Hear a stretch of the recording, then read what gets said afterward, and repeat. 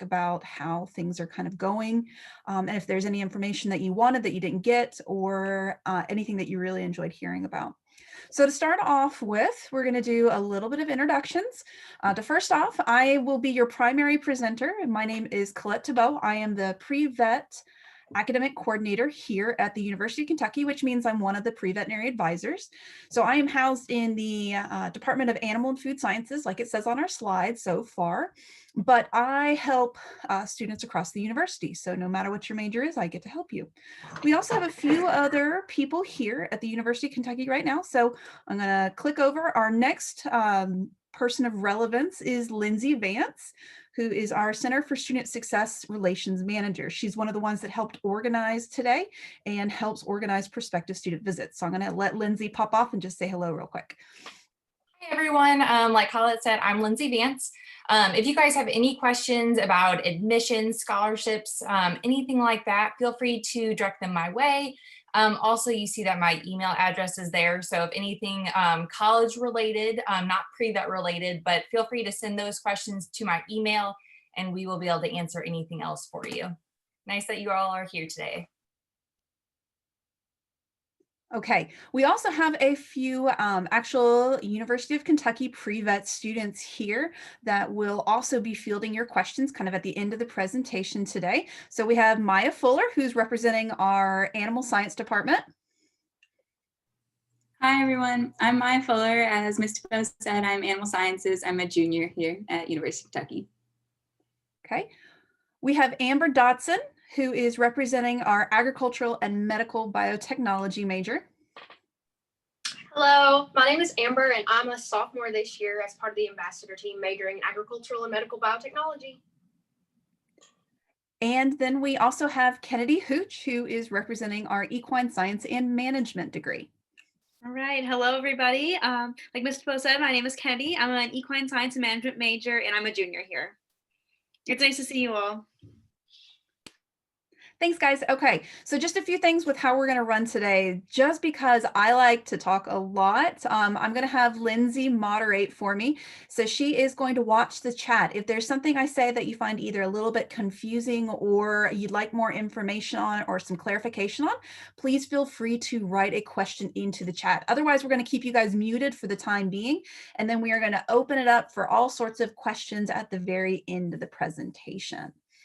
Okay, so you guys are hopefully here to figure out the who, what, why, how, where, etc. of our pre-veterinary advising program here at the University of Kentucky. And so the first thing I like to define is exactly what our pre-vet advising program is, because you'll notice that I'm calling it an advising program. So our advising program is strictly that. It is not linked to a specific major or degree at the University of Kentucky. In essence, if you're interested in going to veterinary school after your undergraduate degree, you can be part of our pre-vet advising program, which is really just a couple of advisors who are working to give you all the information you need to prepare for veterinary school and try to give you some opportunities, get some events going and things like that, that can help you become really competitive. It doesn't matter what animals you're interested in, what veterinary school you're interested in, whether it's even in the US or an international school. We're here to kind of help any student who wants to go to veterinary school figure out what you need to do to get there. And so how, in essence, once you become a University of Kentucky student, you have access to this advising program. You just have to tell us. Any student, again, regardless of major, can participate. And once you tell us, unfortunately, there's not a way for us to know just using our University of Kentucky system. But once you tell us that you are a student here and you are interested in going to veterinary school, we get you added to our ways of communication. Those right now are things like an email listserv, and we also have an online learning platform that we just rolled out for our freshmen this year, where we will communicate all sorts of various bits of information to you. And then of course, we will meet with you for advising appointments. And as far as why do you do this advising program? Well, the University of Kentucky has 2 designated pre-veterinary advisors, and we'll go into who those are in just a second. Not many other universities have that. And so we have some of the most up-to-date information. This is our job. This is what we do, and this is what we love to do. And so we are kind of that extra little bit of information that may make the difference between you getting into veterinary school and then not getting into veterinary school because you didn't realize that there was an important detail or an important activity that you should have completed before applying. So we just provide a lot of extra information. We also provide you with little tidbits of things that can help improve your application and also help you through that process. If you decide that suddenly veterinary medicine is not what you're interested in, we can help you think through that process as well. I know several of our students on the call have gone through the process of, do I really want to become a veterinarian and what does that look like for me in my future? So here I am. Like I said, my name is Colette Tebeau. So I'm the Pre-Veterinary Academic Coordinator here at the University of Kentucky, which means that you get to meet with me as a freshman and a sophomore. And then of course, right now as a prospective student, you get stuck with me. I also teach equine anatomy. You can see one of my specimens here in the picture. And I am not a veterinarian. I was a pre-vet student when I went to school, but I decided that I love to teach and I liked working with students and I'd rather do that than go to veterinary school. So I am one of the 2 advisors here at the University of Kentucky that does pre-vet advising. Okay. The other advisor is our director of the pre-veterinary advising program, and that is Dr. Roberta Dwyer. You'll notice she has quite a few little letters after her name. She is a veterinarian, has practiced veterinary medicine, and is heavily involved with epidemiology right now. And so she actually does a lot of the advising for our juniors and seniors, our students that are actively applying to veterinary school or going through that interview process. So there's 2 of us and we kind of tag team when it comes to advising. In addition to your pre-veterinary advisors here at the University of Kentucky, you would also be assigned an advisor that is an academic advisor. And that advisor's primary responsibility is to make sure you know what you need to do to graduate from UK with a degree. Our job is a little different. We're focused on that next step, that veterinary school application process. And then of course, giving you information about the veterinary industry at large, both pros and cons, and things like salary outlook, student debt, approaching veterinarians for various experiences. So hopefully, again, you guys are all interested in going to veterinary school or going on and becoming a veterinarian. And so I want to talk a little bit about some of the basics of what that means, what it means to be a veterinarian and what it means to be a pre-vet student. So the first one is, the veterinarian, the basics of the veterinarian. That means that you want to practice clinical medicine or do research with an animal and help a lot of times people's pets, exotic animals, wildlife, or livestock. So you would need to go to a professional veterinary school and get a Doctor of Veterinary Medicine degree. Okay, this means you can legally practice, and generally is going to require you to go to about 4 years of an undergraduate institution like UK, and then go on for 4 years of a veterinary school approved education. And then you have to pass a big test, the board exam, which is called the NAVLE. So this is all required. Typically, we're talking about 8 years of higher education, 4 years of undergraduate plus 4 years of professional school to become a Doctor of Veterinary Medicine. And then of course, the education, your learning never ends when you become a veterinarian. You have to go back and get continuing education. So that's an important thing to note.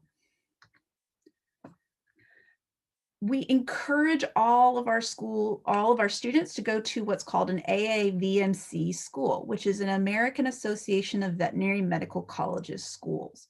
And this is where a large amount of students get really confused, because as you're researching veterinary schools, you will see people advertise that we have a veterinary degree here at the University of Kentucky. And we do. We have a PhD or a master's degree in veterinary science. That is not the same thing as a Doctor of Veterinary Medicine degree. So you have to go to a vet school to become a veterinarian. And there are, as of this moment, only 32 schools in the United States that are approved. There are also about 25 international schools as well. And to see if they're approved, you want to make sure that they are approved by this AAVMC group. Now, there are none in the state of Kentucky. So for all of my Kentucky folks who are watching, I know there's a large population of you. guess what? You have to move out of state to go to veterinary school. Okay, for those of you, I think I saw that we have an Ohio resident here. You've got Ohio State, that is an in-state school. I think I saw a New York resident as well. Okay, so we've got some schools in New York, veterinary schools in New York as well, but none in the state of Kentucky. And so Kentucky residents do have access to in-state tuition through Auburn University and kind of in-state tuition through Tuskegee, which is also in Alabama. Now, these seats are only relevant for Kentucky residents. If you're an Ohio resident, you would want your in-state tuition would be at Ohio State University and so on. So this is something that we keep in mind, because while you want to plan on coming to UK, we hope you do, that next step is important as well. So salary. The veterinary range for salary can sometimes catch people unawares. Okay, I get a large number of students who say, I want to be a vet because I'm going to make a large amount of money and work with animals. Okay, that's kind of true, but also a little false at the same time. And so for a veterinarian, the starting salary of a veterinarian exiting veterinary school can range anywhere from $45,000 a year, which is a little disconcerting, to $75,000 per year, which is a little bit better. And this chart here is only from 2016 is the latest data that we've got. But you can see that, you know, some of the types of practice up here are right around that $75,000 range, but we've got others that are way down here below $30,000. And so the type of veterinarian that you want to be can really affect your starting salary. So if your salary is a big push for why you want to be a veterinarian, it's something we want to talk about as far as the type of veterinarian and if this is indeed what you want to do. Other things we talk about as a pre-veterinary advisor and in our advising meetings, we talk about the cost of undergraduate tuition, plus the cost of applying to veterinary school, plus the cost of going to veterinary school itself, plus all of the loan interest and room and board and food, and knowing how much that actually ends up costing students by the time you graduate with a Doctor of Veterinary Medicine degree.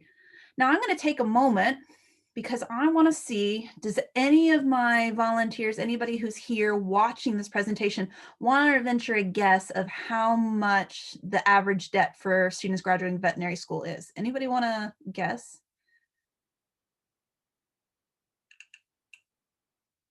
Okay. $200K. You're very close. That is actually very, very close, and the number that I tend to tell students. So it's anywhere between $170,000 to $200K for students graduating veterinary school.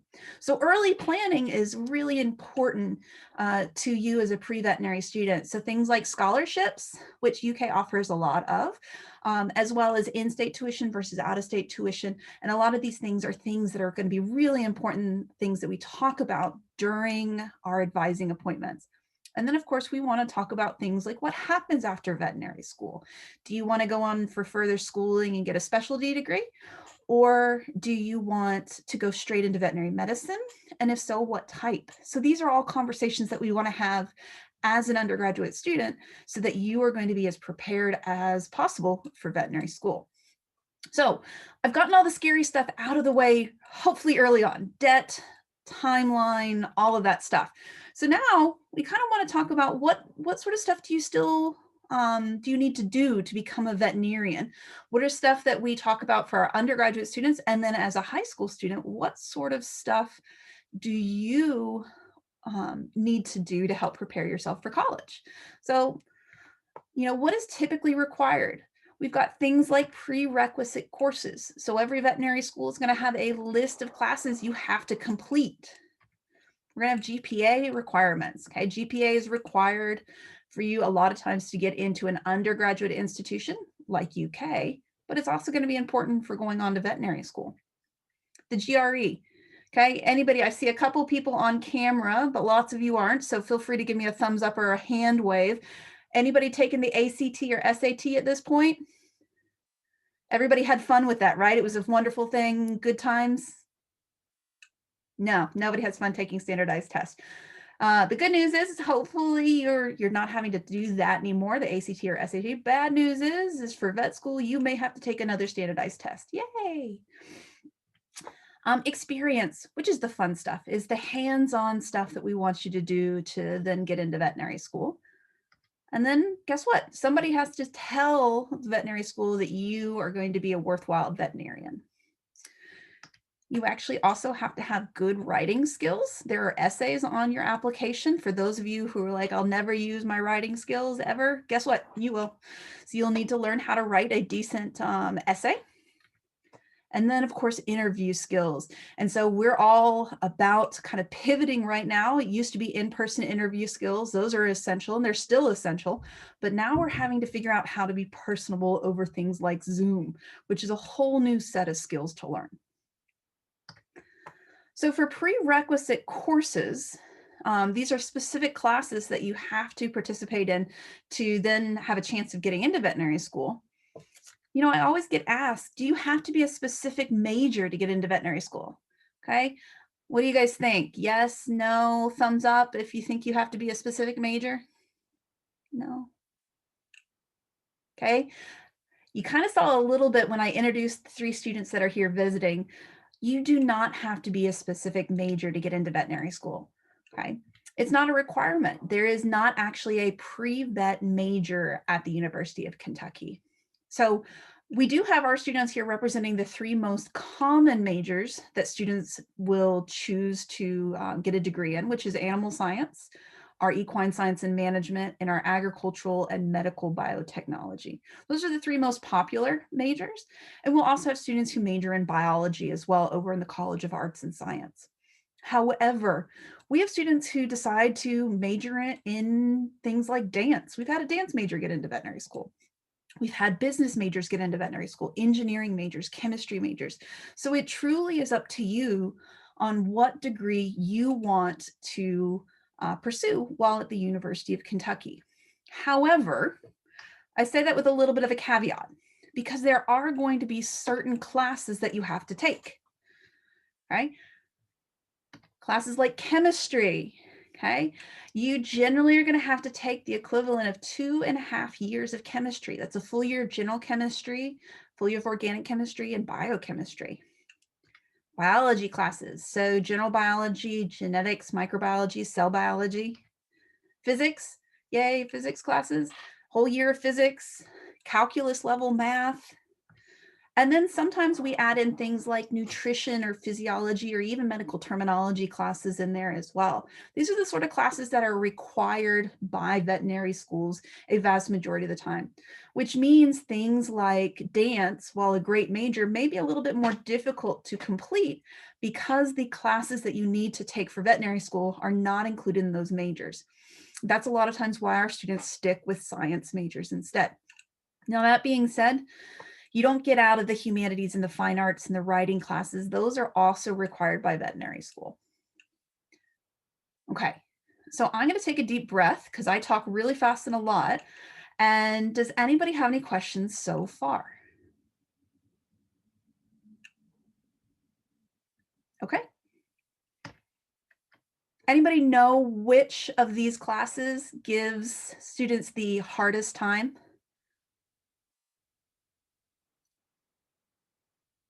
Okay, I'm going to let the students answer. Maya, which category gave you the hardest time? Chemistry for sure. Chemistry. Okay. Kennedy, what do you think? Chemistry, then biology. Okay. And Amber. Definitely chemistry. Yeah. So chemistry can be kind of the limiting factor a lot of times when it comes to these prerequisite classes. So if you have the opportunity to take some chemistry classes or do some free online learning in that subject, that can be really helpful before you get to UK. So, and organic chemistry, I got 2 people saying organic. You guys are right. Organic gives people fits too. Okay. So GPA, grade point average. Grade point average is one of those things like everybody looks at. You look at that to get into college, and then the veterinary schools look at it to see if you're acceptable for getting into veterinary school. So it's going to be a large part of your veterinary acceptance or your acceptance into veterinary school. And it includes any college level class that you've ever taken. So here's where we get a little bit of a rough spot for some students. Anybody in dual enrollment classes right now? Yeah, okay. Guess what? Your dual enrollment classes are wonderful because a lot of times they will transfer to UK, which can put you ahead.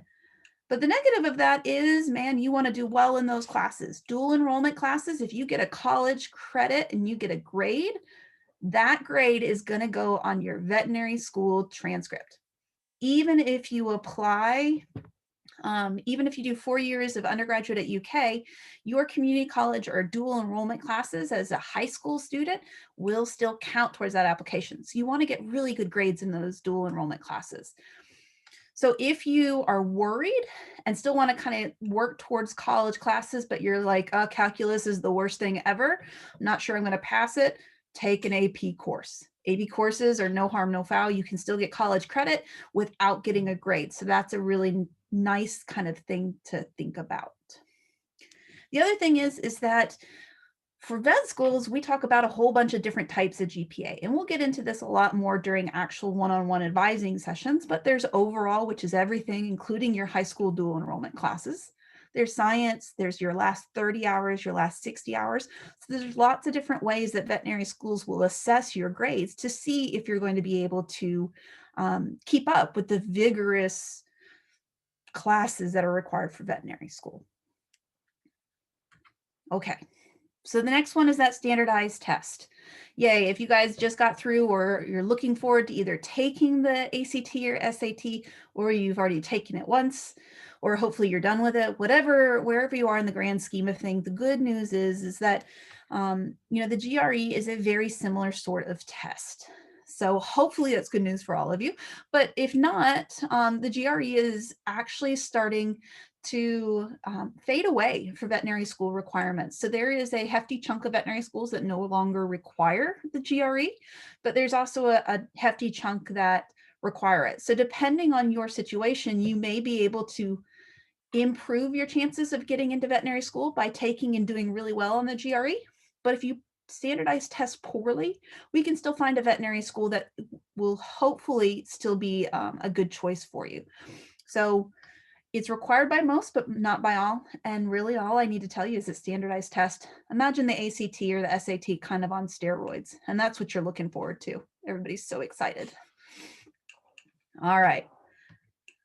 So here's the fun stuff, the experience, what you're getting out and doing, and the reason hopefully that you want to go into veterinary medicine is because you love the animals and you like the idea of the medicine and helping them and improving their lives, and then doing something kind of meaningful every day.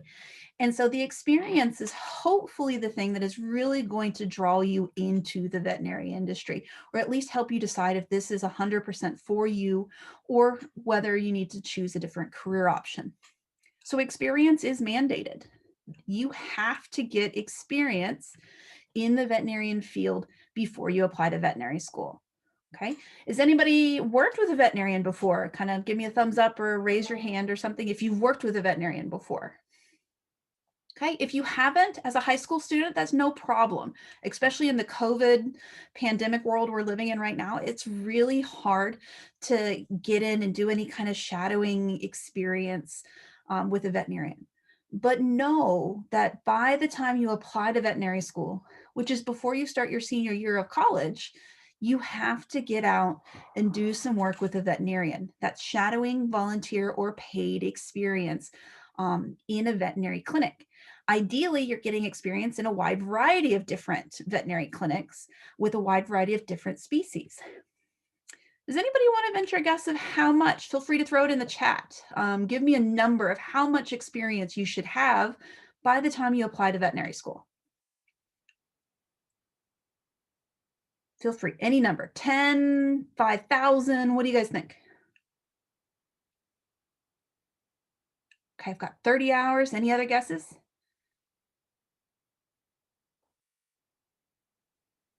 Okay, saw them. There were 100. Good. I like where you guys are headed. So to give you an idea, before the pandemic hit, okay, Auburn University, which is one that we work very closely with, had a minimum requirement of 500 hours of veterinary experience. 500. Okay. Now, That meant that if you got 499 hours of veterinary experience and you turned in your application goes in the trash. Unfortunately, minimum is not what we want when we want to get into veterinary school. And so for a while there, we were suggesting that students get about 1,000 hours of veterinary experience before they start their senior year of college. That's a lot. That feels a lot, very overwhelming for a large number of students. But the good news is you can start now as a high school student working on that. And the other thing to keep in mind is that because we're in the middle of a pandemic, those hours are shifting pretty fluid. They're very fluid right now. For our most recent class that applied to veterinary school, they dropped those hours down to 250 hours required to apply. So we'll see how that works. I imagine after the pandemic settles down some, that those hours will go back up. So keep in mind that getting about 1,000 hours of veterinary experience is important and required. It's mandated, and it can be hard to get, but you guys can start now. And then of course there's other experiences, there's other things. You know, when we talk about veterinary experience and we talk about becoming a veterinarian, it's no longer just about grades and working in the industry. They want a well-rounded student. They talk about a holistic application. And so that's going to be veterinary experience. It's going to be grades. That's going to be your GRE. That's going to be animal experience. So anyone who grew up on a farm and you guys were out working with the cows or the sheep or the horses or anything like that, that counts as animal experience. If you've volunteered at the Humane Society, that counts as animal experience. If you breed hedgehogs, I don't know, whatever you do, it's all animal experience and it's valuable. Okay, research. So getting involved with undergraduate research, that's where the agricultural and medical biotechnology major really shines. Although our equine and animal science majors also get involved with research, it's mandated in the ABT major. So getting involved with undergraduate research is really beneficial.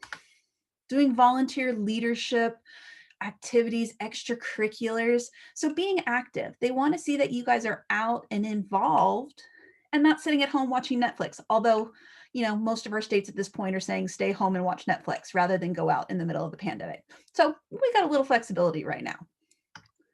Okay, non-animal employment. So working at Target or Olive Garden or Kohl's or whatever you do, it's all customer service and financial responsibility. So that's stuff that can be beneficial as well. And then they want you to be involved with stuff. They want you to have hobbies and pastimes and outlets for frustration. And so being involved with outside activities is also really beneficial. And then of course we want to talk you up. And so any scholarships or awards or et cetera that you get, you want to keep track of that because that can be things that you can talk about on your application that can really make you look like a competitive applicant.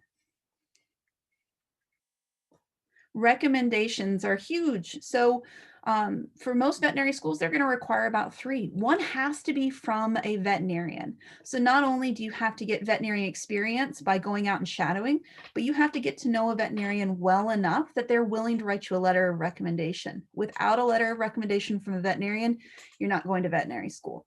So that's something that's important to keep in mind. A lot of times they want an academic letter of recommendation as well. So someone from college saying that, yes, you're a good person, you interacted in class, you attended, you were polite and professional and all sorts of things like that. And then you get a choice, a second veterinarian, a research mentor, etc. And that's all required before you submit your application, which is huge. That's a large amount of stuff to think about before you submit. And then you get to deal with the interviews. There's multiple formats. And now, in addition to the different types of in-person format, now we're adding in formats like Zoom, which can add in a whole new aspect to your interview process. Okay. In essence, what they're looking for during the interview and during that essay writing part of your application is what type of person are you? And how can they kind of draw that out? And would that type of person be a valuable asset to the veterinary industry? If you would, go ahead and write in the chat box what you think the #1 characteristic of a pre-vet student is. What are veterinary schools looking for in a student? What characteristic? So are they looking for intelligence? Are they looking for sympathy or empathy? What are they looking for in students? Does anybody want to kind of put forth any suggestions? And Colette, we've actually had a question from one of the Sure. students. So they go to Locust Trace here in Lexington, and they take veterinary classes, and their teacher is a veterinarian. So would that count as vet experience? That is a great question. In general, no. It needs to be out of class activities. And that comes back to really the spirit of it, because a large number of students think that they want to become a veterinarian because you get to work with animals, and in theory, you earn a large amount of money. And really, there's a whole lot more involved with the veterinary industry. And so class activities tend to be very rigorously regimented, I guess. And so what they want to see is they want you interacting not only with the veterinarian, but with clients. They want you seeing live day-to-day activities of a veterinarian that's actually out practicing rather than teaching a class. It is a little bit of a gray area because we do have students who are doing research projects with veterinarians and things. So as far as doing a class, say a veterinary assistant class or a vet tech class with a veterinarian, I generally go, no, those hours don't count. But if you are out helping them do a spay and neuter clinic, for example, that would count. I hope that answers your question. Okay, so I didn't get anybody putting down characteristics. So I'm going to go ahead, and I've got rigor, dedication. Thank you. Good communication skills, personable. Very good. Okay. They are looking for resilience. Okay. And how you assess that can be really, really difficult, but they want students who can bounce back from a hit and keep on going. They want intelligence. They want that good leadership. They want that good communication. Those soft skills that we talk about that you learn through a lot of customer service opportunities, those are vital to becoming a good veterinarian. So it's no longer, again, just about being a very good student. There's a lot more involved. Okay, this word cloud was done for veterinary technicians rather than veterinarians, but it gives you a good idea of some of the things that they're looking for. Okay, so this is probably the real meat of what you guys were looking for in this presentation, is what can you do right now? So obviously we want you to come to UK, but these are things that you can do that come into play no matter where you go for an undergraduate, things that you can do right now as a high school student. Okay. Academics, okay, and this is also relevant if you happen to be a transfer student that is at a community college or at a different university right now. This is still relevant. So academics, you need to develop really strong study habits. Classes, unfortunately, don't get easier as you go along. In fact, they get harder and harder and harder. And so developing those strong study habits early on is really helpful. And then getting a good understanding of chemistry, biology, and math is really important. I say math because math is probably the number one thing that I see students coming in lacking, and that puts you really far behind. Instead of taking the time to do a full-time internship, I would really, really strongly recommend that you are at a college algebra or above math level, if at all possible, when you're graduating high school. That allows you to jump right into some of those pre-vet prerequisite classes that you need to do to graduate and then apply to veterinary school. We can always catch up when it comes to veterinary experience. Catching up with math and some of these other classes tends to be really hard. So if possible, AP, IB dual enrollment classes can count towards undergraduate degree, which can give you more free time to pursue some of those research opportunities, pursue some of those undergraduate veterinary experience opportunities, study abroad, internships, etc. And we talked about the dual enrollment versus the AP/IB a little bit. We didn't talk science or humanities. If you are trying to opt out of classes, English, communication, history classes tend to be really good. If you're trying to get a good basis of understanding, then taking a chemistry or biology and definitely that math course ahead of time can be really, really helpful towards preparing for college. And then I do get a large number of questions about your high school agriculture and veterinary classes, so veterinary technician classes and things of that sort. In general, only a few of the high school ag courses transfer to UK. So that is something that we want to be aware of as far as dual enrollment classes go. And the veterinary classes, again, are great for learning skills, but they don't really help you move ahead very much when it comes to opting out of classes at the University of Kentucky or getting you that veterinary experience. So there are some exceptions to that I can address individually, but be aware that really getting that basic, strong understanding of math and then maybe taking an AP history or a dual enrollment history would actually probably get you further along than doing some of the ag or vet courses, even though they're way more fun. Other things, experience. I already told you that shadowing and volunteering now can be really, really helpful. So if your local vet allows you to come in and shadow, again, COVID's making life a little crazy. But if you can get in with a veterinary clinic and start working, those hours start building now. And you're at the hardest point. Having no veterinary experience, that's the hardest thing to break into getting experience. Once you get experience, it's easier to get additional experience.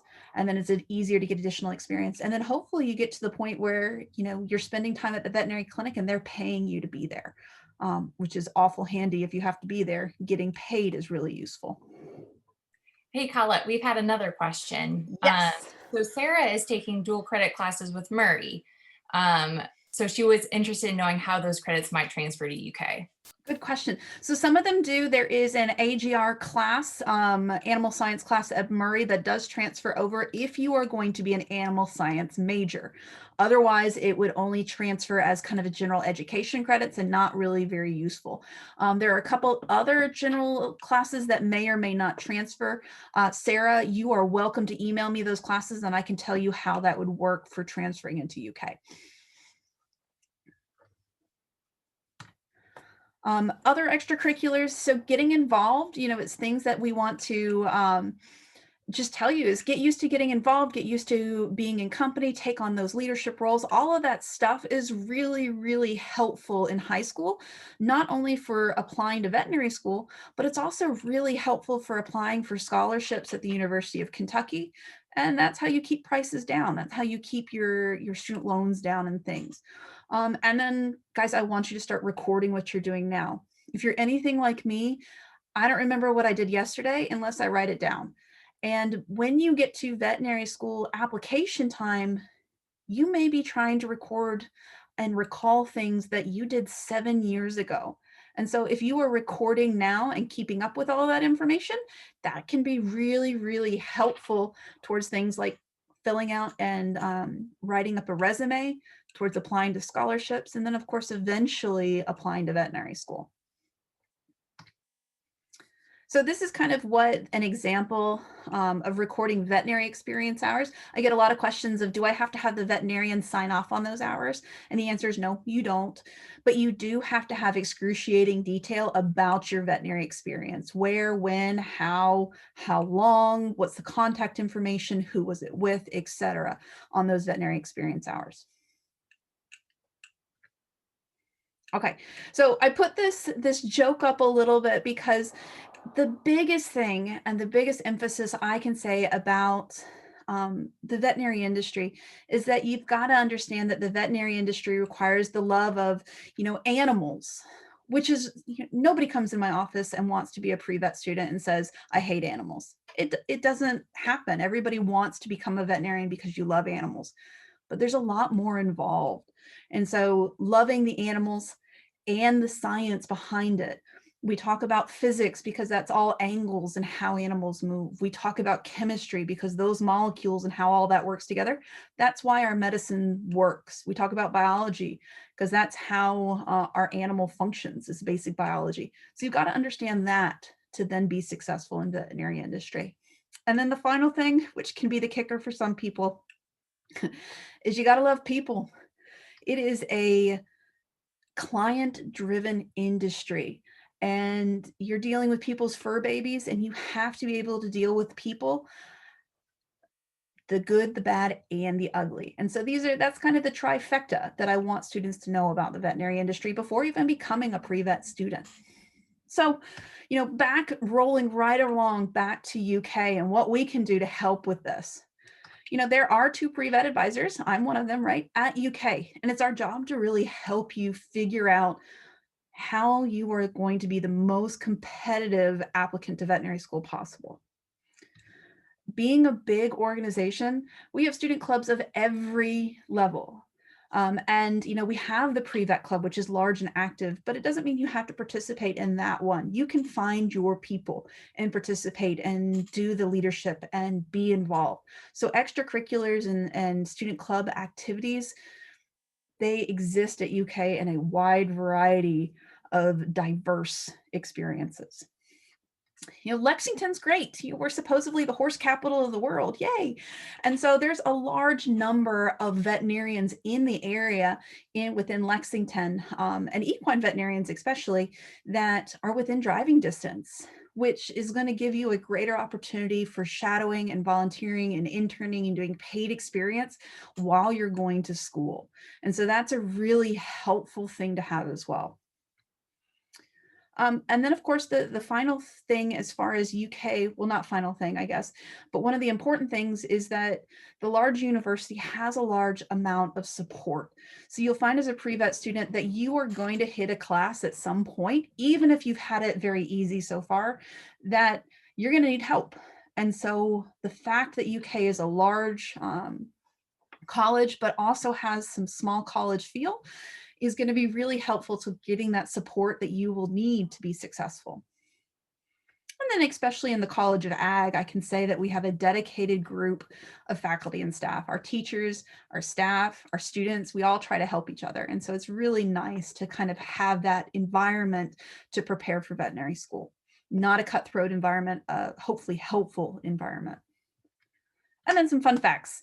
You know, we have gotten students into virtually every veterinary school in the United States. I have to say virtually, because we have yet to get students into the brand new school that opened in Arizona this cycle. Now, in my defense, nobody applied. So I can't say that our students can't get into that school. It's just really expensive and none of our students have wanted to yet. But we've gotten students into 31 out of the 32 schools in the United States, and we send students to international schools every year. So we've got students over in Scotland, in England, we've gotten students into New Zealand, Massey, which is in New Zealand, and a bunch of other different international schools as well. So our pre-vet club is active and is doing, got wonderful things that they're doing as far as in a non-COVID environment. They travel to the National Pre-Vet Symposium. They bring in veterinarians in the industry as well as current students in veterinary school, which is kind of cool. And then there's just a lot of opportunities here that you can participate in. So to highlight that, here's one of my students that is in veterinary school right now. And she got to intern at Haggard, which is one of the top-notch equine facilities in Lexington. She became a published author in the Journal of Equine Veterinary Science, and she was the president of our pre-vet club.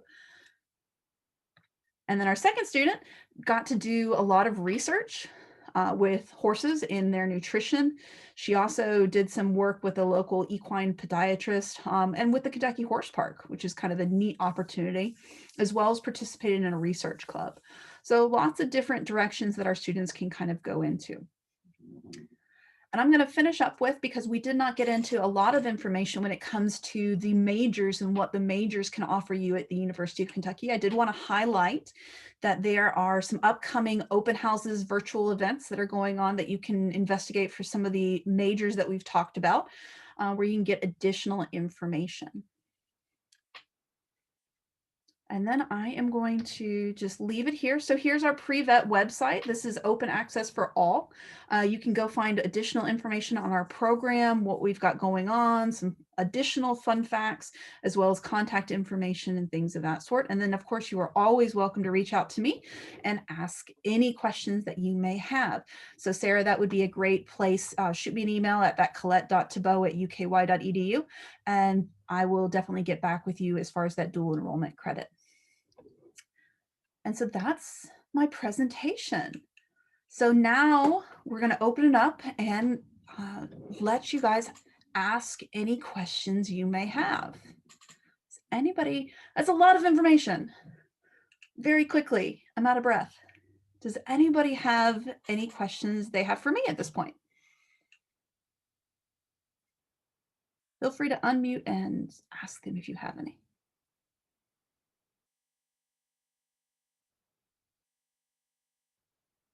Okay, well, this is open question period, so I'm gonna let, if you have anything pop up, feel free to unmute and ask, but I did come up with some questions to ask our students so that we did not have dead times and things that I thought you guys may be interested in. So, all right, Maya, Amber, and Kennedy, it's y'all's time to shine.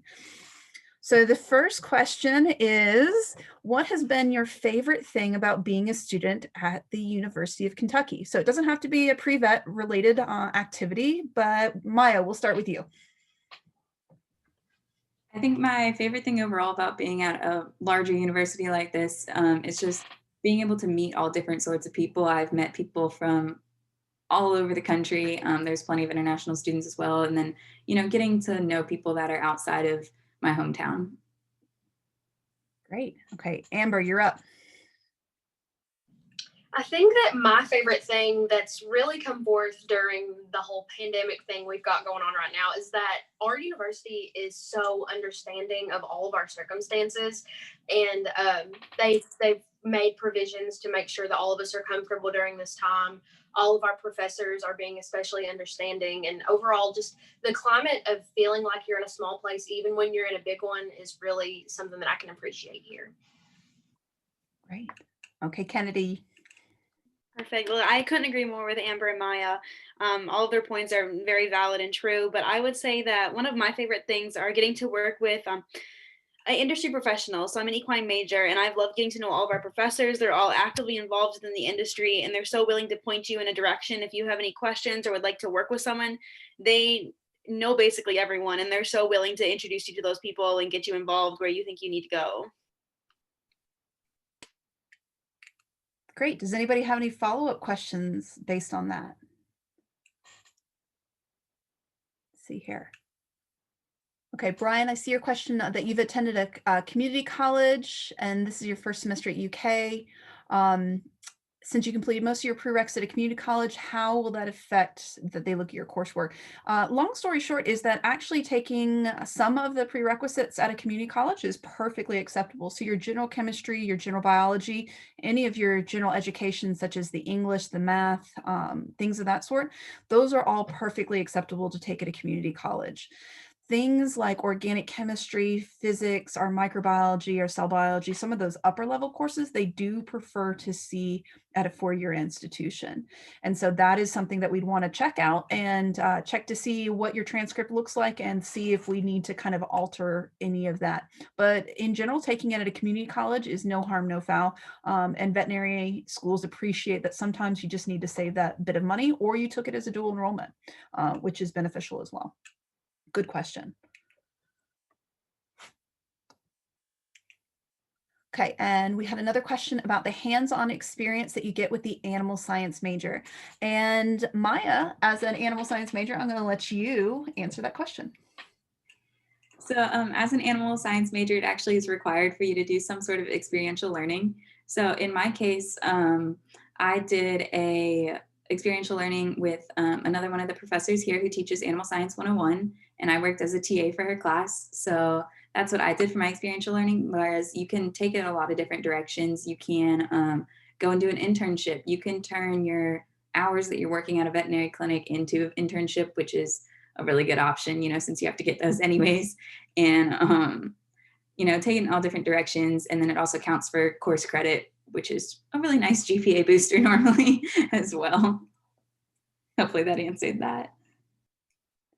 I have another question, Colette. Yes. So Locust Trace, you can graduate with a vet assistant certificate and a large animal certificate.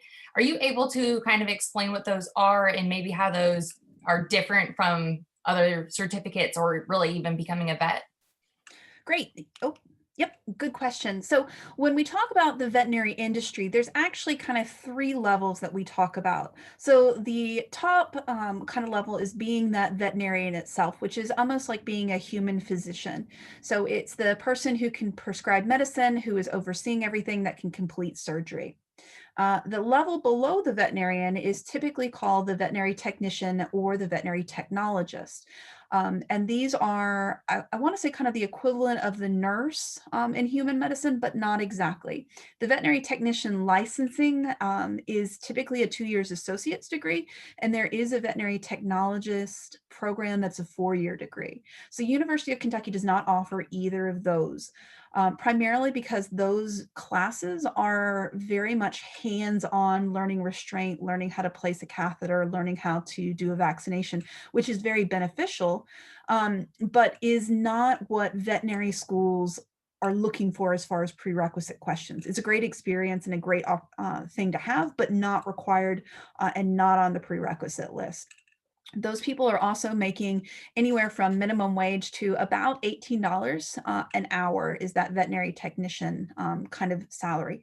The other thing that's important to keep in mind is that in the state of Kentucky, veterinary technicians do not have to be licensed. Other states, you have to go to school and get that associate's degree before you can be called a veterinary technician and do that work. In Kentucky, you do not.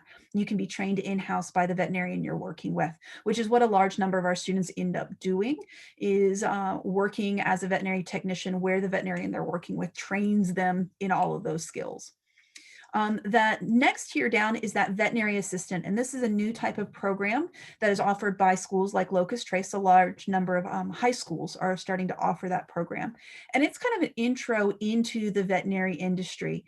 The veterinary assistant is, again, trained in some of that basic restraint, which I'm sure you know if you are in that program right now, but does not necessarily get a salary increase or anything of that sort. It does give you skills that make you more competitive to be hired into that veterinary industry work, either as a up and coming veterinary technician or in that area, which again is a great way of getting in and getting that veterinary experience. Unfortunately, that certificate is not necessarily going to do anything as far as allow you to opt out of classes at the University of Kentucky or allow you or give you any prerequisites that are required for veterinary school. It does make you a lot more competitive for getting into a clinic to get experience though. So I'll put that out there. I hope that answered the question. Okay. To kind of complete the animal science major question is that in addition to the experiential learning, you start doing some hands-on about your second semester of the degree, as long as we are not fully online due to COVID. And you start doing dissections during your very first semester in Animal Science 101. So I hope that answers that question. Okay, anybody else? Okay, well then I'm going to continue on with my pre-questions for my students. So you guys, what is the hardest thing that you can say what has been the hardest thing about being a pre-vet student at large? And we'll go backwards this time. We'll start with Kennedy.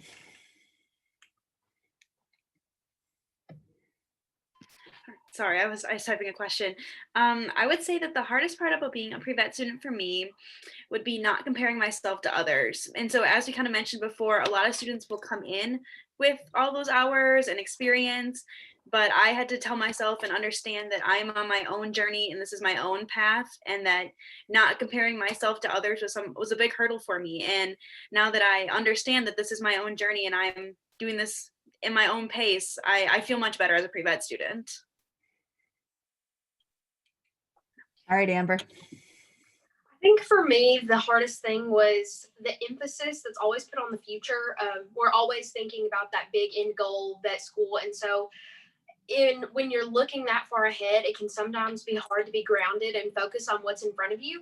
And so for me, it's taking a step back and taking everything day by day and learning to be comfortable in my classes as I are each semester, and maintaining that big goal of getting into vet school, but also being able to take a step back and understand that it's the little pieces that'll get you there. Great. And Maya. I think the hardest part for me so far was that I didn't come in with any experience, so I didn't really know how to get out of my shell and go, get out and be independent and go look for those job opportunities, internship opportunities, that sort of thing. And so that was a big push for me. And once I got over that, it was a lot easier to go, the next summer and ask about, getting hired, getting a paid job instead, that type of thing. So I think that was the hardest. Great. Okay, perfect. Thank you. Okay, I do see a new question that we've talked about majors, but do minors change anything about getting into veterinary school, and any specific minors that we should look at? That's a fabulous question, because not only do I get questions about minors, but I get lots of questions about dual majors. And the long story short, when it comes to that is probably way down on the list of important factors. To give you an idea of how important dual majors are, is it wasn't until the most recent application cycle, or maybe the year before that, that they even gave you the opportunity to tell them on the application that you majored in, got a dual major. Like they just didn't care. So the most important thing are those primary things that we've talked about in the presentation so far, is the GPA, the taking the correct classes, the doing the experience. And so when it comes down to it, if you have time and it doesn't take time away or decrease your GPA, then getting a minor is perfectly fine. If you are doing it simply to look more competitive on the application, there's other things such as getting involved with undergraduate research or getting additional veterinary experience hours that would make you be more competitive rather than do a minor.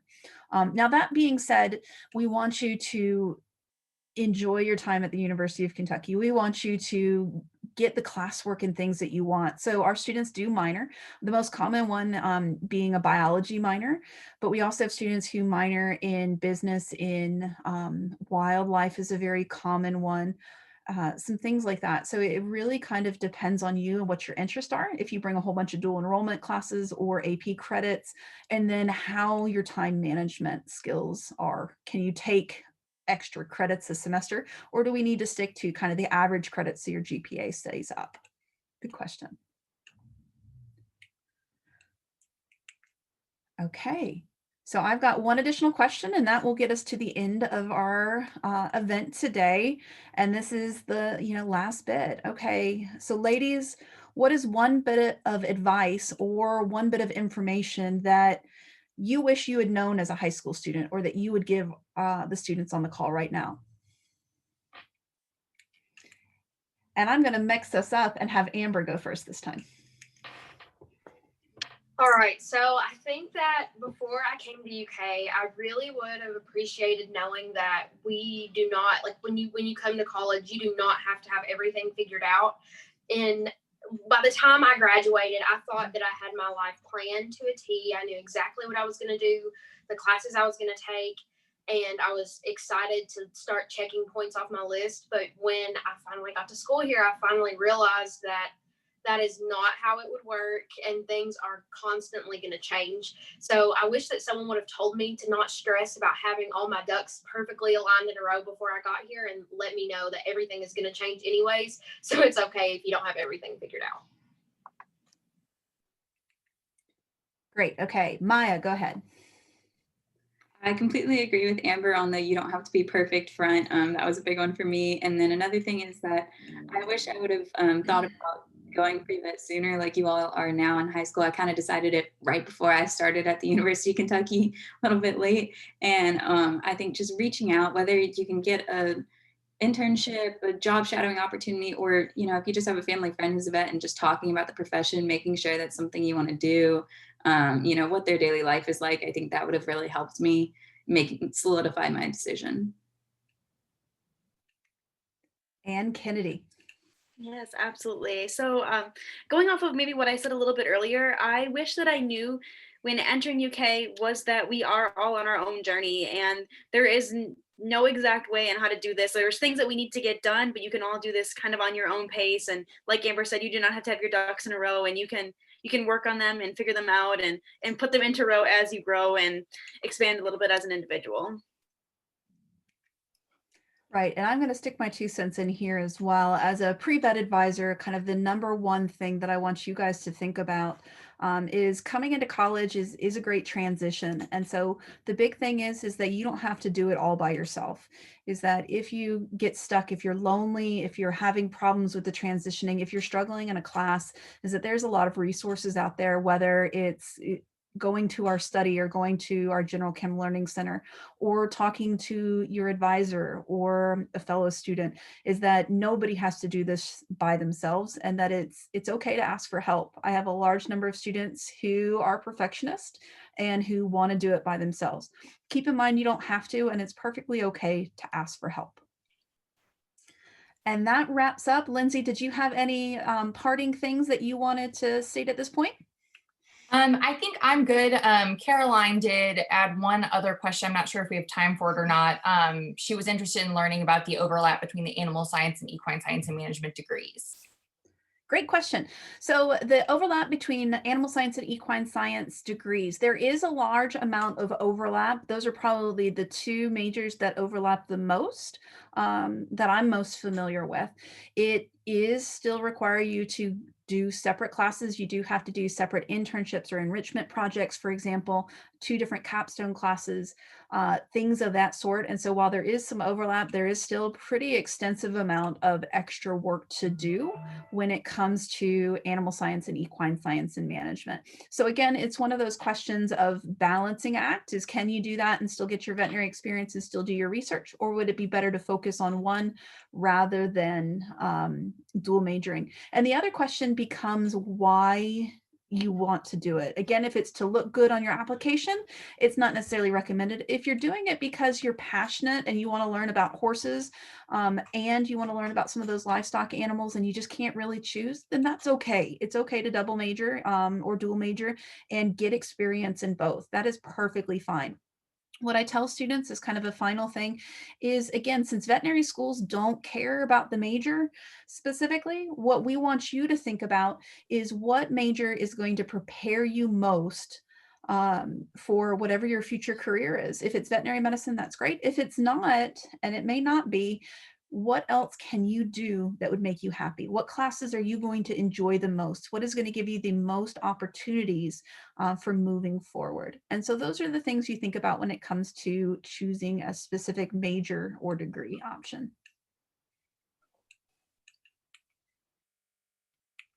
Okay, and I think that wraps us up for today. Lindsay, anything else? No, we are good. If anyone wants a copy of the recording, we would be happy to share that. So just shoot one of us an email and we can get that to you. But otherwise, that's all from me. Okay. Well, again, thank you guys for participating. Feel free to email me if you guys have any comments about the presentation, things you would have liked to hear about that you didn't, or any comments on things that you did a great job. I'd love to hear that. It's always nice to hear good things. So again, thank you so much for coming and visiting with us today, and I hope to see you all again soon. Thank you very much. Bye. Thank you. Have a wonderful day. Thank you for the great presentation. That was fun to be a part of. Well, thank you guys for coming and participating. It was very much appreciated that you guys could come in and volunteer for that. So thank you. Thank you. Yeah, absolutely. Thank you for having us. Hope you have a good rest of your night. Thank you. Bye.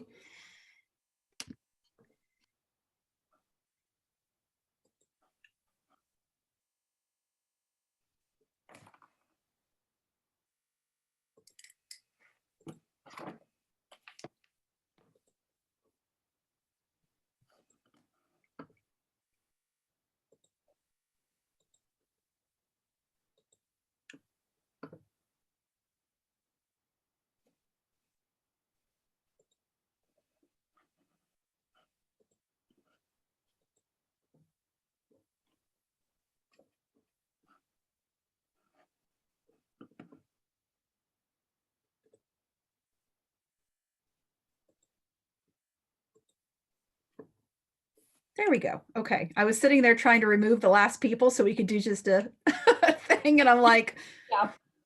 No. My last student, she kept messaging me privately about like locus trace questions. I'm like, email Colette. Email her. This is like specific transfer stuff. Yeah. Well, and that's the thing. Like, I think locus trace tends to tell them that it's going to be really good and important and helpful for them to do this vet assistant program. And it does minimal stuff. Yeah. So I'm like, yay. But okay, how did that go? Was that kind of what you guys envisioned? Was that good, appropriate? Yeah, no, I thought that was great. And I think even when students don't have a ton of questions, I think that kind of means that your presentation covered a lot of it and that answered their like burning questions. Oh, good. So, Sometimes I don't know if I put them to sleep or if I just answer their questions. And so it can be hard to tell sometimes. Yeah. So, Yeah, and especially on Zoom when you can't like see their faces and they turn their video off. But yes. I feel like with pre-vet students, they're always the ones that are like super excited to Like, yeah. so I think they're probably were engaged in listening. So, and I learned some stuff too. So that's always helpful to be a part of these where I'm like, oh, I'll just add that to my little repertoire of stuff. Yes. Exactly. The little factoids and things. And so, you know, and I'm surprised I didn't get it. I normally get things like how many of your students get into veterinary school and crazy statistical questions like that. And nobody asked this time. So I'm kind of glad because it's a hard question.